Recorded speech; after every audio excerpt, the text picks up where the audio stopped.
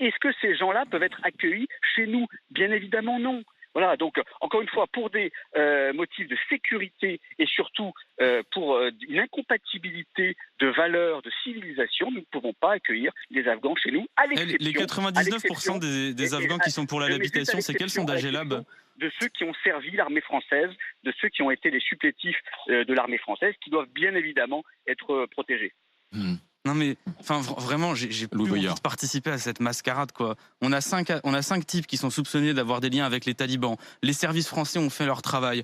Et là maintenant, on a un débat sur l'immigration. Tous les Afghans seraient des terroristes. 99% soutiennent les talibans. C'est le festival de la connerie. Non mais il faut remettre certaines choses dans le contexte. Je vous ai jamais entendu dire que c'est pas tous des terroristes, que dedans vous avez des familles qui fuient parce qu'elles sont persécutées politiquement, parce qu'elles risquent la peine de mort. Vous avez des gamins, vous avez des femmes. Vous prétendez rempart contre l'islamisme. Vous avez une population tout entière qui va voir ses droits aliénés par ce genre de gens et vous vous amusez à faire peur alors que les services ont fait correctement leur travail. Vous vivez de ça. Vous vivez de ça. Vous vivez de ce genre de polémique stérile. Vous vivez du malheur des gens. Et juste, j'ai pas envie de participer à ce genre de mascarade. Vraiment, vous êtes ridicule au Rassemblement national. Allez-y, monsieur Odoul. Regardez la réalité en face. D'une part, ceux qui fuient ne sont pas des combattants de la liberté et ne sont pas des personnes opprimées. Ce sont à 92% des hommes.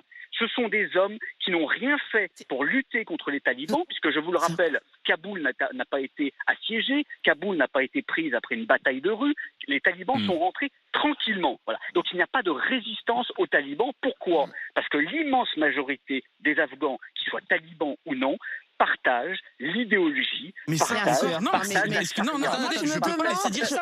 Non mais attendez, quand vous avez des types qui se pointent avec des tanks et des kalash, vous voulez que la population elle aille attaquer avec des pierres, vous pouvez pas leur reprocher de pas avoir essayé de lutter contre. Et en plus ces armes-là, mais c'est nous qui leur avons passé. Donc juste arrêtez de raconter n'importe quoi. Vous racontez 99% soutiennent les talibans, il sort d'où ce chiffre? Vous racontez 80% la loi islamique est appliquée sur vous racontez qu'ils ont pas voulu se battre, mais c'est n'importe quoi. Vous racontez tout et n'importe quoi. Ils ne se sont pas battus.